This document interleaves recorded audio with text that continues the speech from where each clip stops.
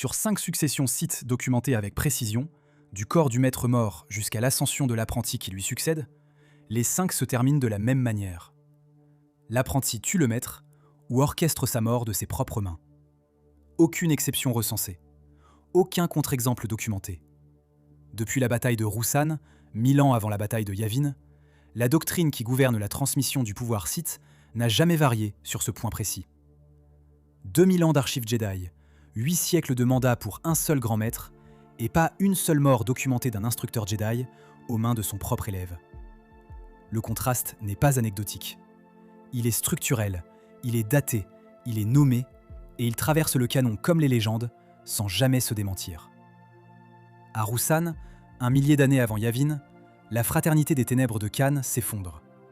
Des centaines de Sith, réunis en une seule armée face aux chevaliers Jedi, choisissent de disparaître plutôt que de se rendre. Path of Destruction, roman de Drew Karpyshyn publié en 2006, reconstruit cet effondrement en détail. Un Sith nommé Bane comprend, avant les autres, que la doctrine de Khan, la force par le nombre, la puissance par l'accumulation des rangs, est une impasse. La bongue de pensée, arme conçue pour aspirer toute présence dans la force sur un rayon donné, tue les Jedi assiégeants et les Sith assiégés dans le même souffle. Bane survit, seul, en s'isolant dans une grotte au moment de la détonation. De cette survie naît une doctrine nouvelle. Plus jamais d'armée. 2 seulement. Un maître et un apprenti. L'ouvrage de référence Jedi contre Sith, The Essential Guide to the Force, publié en 2007, situe cette réforme comme le tournant définitif de l'histoire Sith. Celui qui referme 1000 ans de guerre ouverte pour ouvrir 1000 ans de guerre invisible. Dans l'Attaque des clones, en 2002, Yoda formule devant Mace Windu la loi qui découle de cette réforme, sans jamais la nommer directement par son origine. Toujours 2 ils sont, pas plus, pas moins. Un maître et un apprenti. La formule tient en une phrase. Elle décrit une structure que le Conseil Jedi observe depuis des décennies, sans jamais en comprendre le mécanisme interne. Car la règle des 2 n'est pas seulement une limite numérique, c'est un moteur. Le Book of Sith, Secrets from the Dark Side, ouvrage annoté publié en 2012 sous la direction de Daniel Wallace, reproduit des marginalia attribués à Bane lui-même, dans lesquels la doctrine trouve sa formulation la plus nue. Un maître pour incarner le pouvoir, un apprenti pour le convoiter. La convoitise n'est pas un défaut à corriger, c'est la condition de la transmission. Bane cherche cet apprenti pendant des années.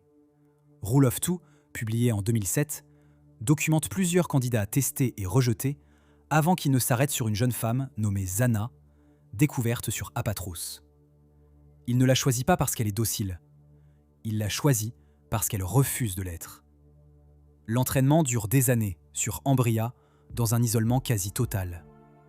Bane porte, greffé à sa peau, des orbalisques, des créatures parasites qui amplifient sa résistance et sa puissance dans la force, au prix d'une dépendance totale à leur présence. Zana s'assoit face à lui dans la poussière rouge d'Ambria, encaisse les chutes, encaisse les brûlures d'un entraînement qui ne pardonne rien, et progresse à une vitesse que Bane lui-même note et mesure. Il ne la protège pas de sa propre ascension, il l'y pousse. Dynasty of Evil, publié en 2009, referme le cycle. Zana découvre la nature exacte des orbalisques, la dépendance qu'ils créent, la vulnérabilité qu'ils dissimulent sous l'armure de puissance qu'ils confèrent. Elle exploite ce savoir avec une précision chirurgicale, manipule Bane jusqu'à provoquer sa perte, et le laisse mourir de la main qui l'avait formé. Elle ne venge rien, elle n'accomplit rien d'autre que ce pourquoi elle avait été façonnée. Un siècle plus tard, sur une autre planète, un autre maître répète l'erreur en croyant répéter la méthode. Le roman Darth Plagueis, écrit par James Luceno et publié en 2012, ouvre sur une scène que la plupart des lecteurs situent mal dans la chronologie exacte des choses. Darth Plagueis, jeune encore, assassine son propre maître, Darth Tenebrous, pendant son sommeil. Aucun duel, aucune confrontation à la hauteur du mythe. Une lame, une nuit, un corps qui ne se réveille pas. Le roman insiste sur ce détail avec une froideur clinique.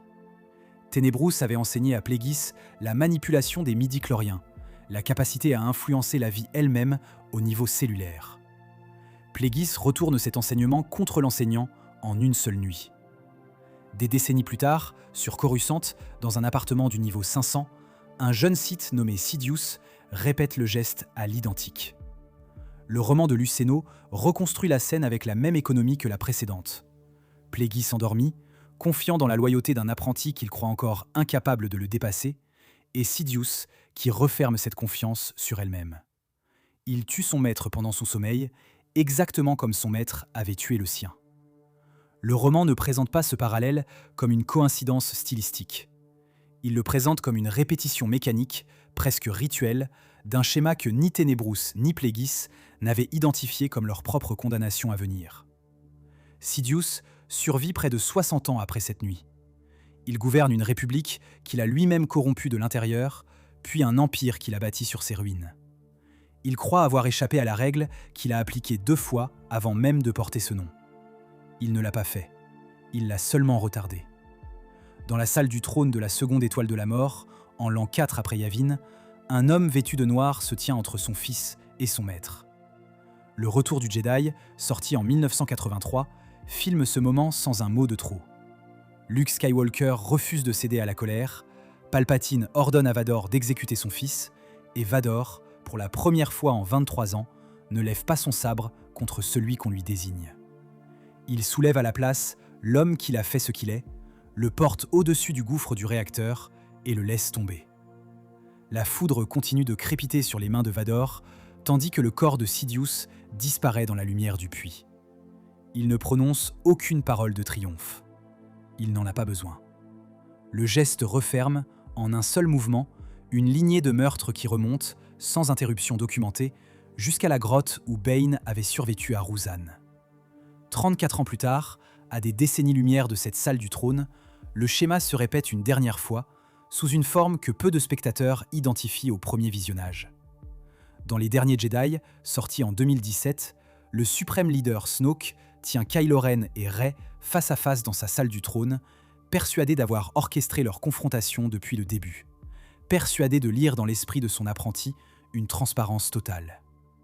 Le sabre laser posé entre eux s'élève par la force, tranche Snoke en 2 d'un mouvement continu, et l'instant se joue si vite que la première lecture attribue le geste à Rey. Le Visual Dictionary de Star Wars The Last Jedi, rédigé par Pablo Hidalgo et publié en 2017 en accompagnement du film, précise que c'est en réalité Kylo Ren qui contrôle le sabre à distance pendant tout l'échange, manipulant Rey pour qu'elle croie agir seule. Snoke meurt en pensant avoir formé un exécuteur loyal. Il meurt de la main de l'apprenti qu'il n'a jamais soupçonné. Le jeu vidéo Knights of the Old Republic, développé par BioWare et sorti en 2003, situe une version plus ancienne du même schéma des siècles auparavant. Revan, général de la République devenu seigneur Sith après les guerres mandaloriennes, forme un second, Malak, presque comme un égal plutôt qu'un simple élève. Sur Malachor V, Malak retourne sa flotte contre celle de Revan, l'attaque directement et le laisse pour mort dans les décombres d'un vaisseau en perdition. Revan survit, mais seulement parce que des Jedi le retrouvent avant que la mort ne se referme sur lui, et efface sa mémoire pour reconstruire ailleurs quelqu'un d'autre. Malak, lui, n'a pas hésité une seconde. Il a agi exactement comme la structure l'exigeait de lui, sans qu'aucune règle des 2 formelle n'ait encore été codifiée à cette époque. 5 siècles, 5 lignées, une seule issue à chaque fois. La règle des 2 n'a jamais été conçue pour produire un site stable. Elle a été conçue pour produire un site plus fort que le précédent, à chaque génération, sans exception tolérée. Un maître qui incarne le pouvoir, un apprenti qui le convoite. Ce n'est pas une description passive de 2 tempéraments complémentaires. C'est un mécanisme de sélection délibéré où la convoitise de l'apprenti constitue précisément le carburant qui doit, à terme, consumer le maître qui l'a allumé. Rule of Two, en 2007, rend ce mécanisme explicite à travers les candidats que Bane rejette avant Zana. Des apprentis testés, jugés insuffisamment ambitieux, insuffisamment affamés et écartés avant même d'avoir eu la chance de trahir. Bane ne cherchait pas un successeur loyal, il cherchait un successeur capable, un jour, de refuser de l'être. Un maître qui aurait délibérément maintenu son apprenti plus faible que lui-même aurait, de fait, sabordé la seule fonction que la doctrine lui assignait. La règle des deux ne récompense pas la loyauté prolongée. Elle sanctionne, par l'extinction pure et simple de la lignée, tout maître dont l'apprenti reste trop faible pour le remplacer. L'ordre Jedi n'a jamais construit de mécanisme équivalent, et ce silence mérite d'être posé avec la même précision que les cas précédents. Aucun maître Jedi n'a jamais péri de la main de son propre padawan. Aucun cas documenté sur 2000 ans d'archives de l'ordre. Yoda a occupé le siège de grand maître du Conseil pendant près de 800 ans, sans qu'aucun élève, aucun chevalier formé par lui, n'ait jamais eu à le dépasser en puissance brute pour accéder au rang de chevalier ou de maître. The Jedi Path, A Manual for Students of the Force, ouvrage annoté publié en 2010 sous la direction de Daniel Wallace, documente le mécanisme d'élévation au rang de chevalier tel que l'ordre l'a pratiqué pendant des générations. Les épreuves. Épreuves de courage, de savoir, de sérénité, d'esprit, de chair. Aucune d'entre elles ne consiste à vaincre son propre instructeur en duel. Un padawan n'est jamais évalué sur sa capacité à surpasser son maître par la force. Il est évalué sur sa capacité à maîtriser ce que la force exige de lui. Le détachement, la discipline, le service. Un Jedi qui aurait dépassé son maître en puissance brute sans avoir d'abord maîtrisé cette discipline ne serait pas, pour l'ordre, un chevalier plus accompli. Il serait un danger non résolu.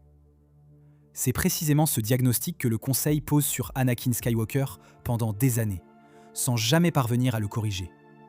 Un pouvoir brut d'une ampleur jamais mesurée auparavant, contenu dans un cadre institutionnel qui ne sait rien faire d'autre que le surveiller.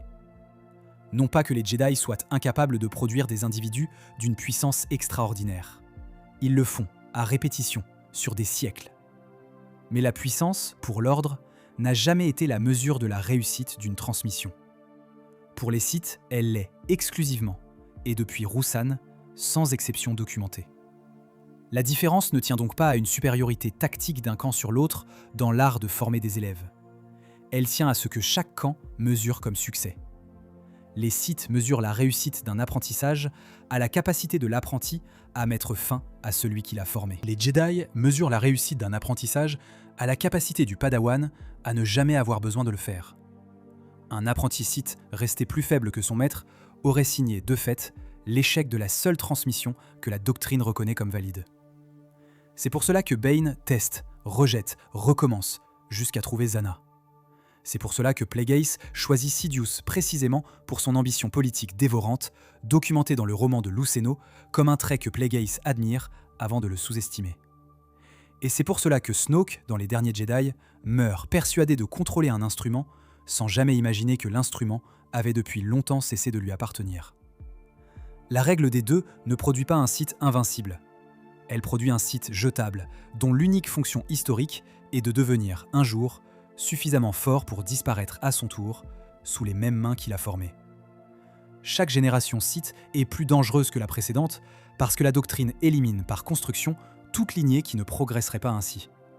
Ce n'est pas un accident statistique répété 5 fois, c'est un filtre darwinien institutionnalisé, où l'échec à surpasser le maître équivaut structurellement à l'extinction de la lignée elle-même. Le côté obscur ne rend pas ses apprentis plus puissants par affection. Il les rend plus puissants parce que la survie de la doctrine en dépend, et parce qu'aucun maître Sith n'a jamais eu le luxe de choisir un successeur qui resterait, par choix, en dessous de lui. 5 lignées, 5 morts, et pas une seule où le maître aura vu venir la sienne à temps pour l'empêcher. Sidious a cru, pendant plus de 60 ans, avoir échappé à la règle qu'il avait lui-même appliquée 2 fois de ses propres mains. Il ne l'avait pas fait. Il l'avait seulement transmise, une fois de plus, à l'homme qu'il avait passé 23 ans à façonner pour cet unique instant, sans jamais imaginer qu'il façonnait sa propre chute au même moment où il croyait façonner son arme. Quelque part, dans un enregistrement que personne n'a encore identifié, un 6e maître Sith enseigne en ce moment même à un apprenti tout ce qu'il sait, persuadé comme les 5 précédents d'avoir enfin trouvé l'exception.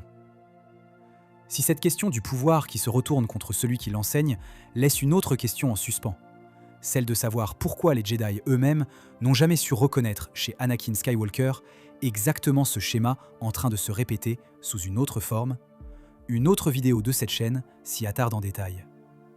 Le Conseil avait sous les yeux tous les signes d'une transmission sur le point de se retourner. il a choisi de ne pas les lire.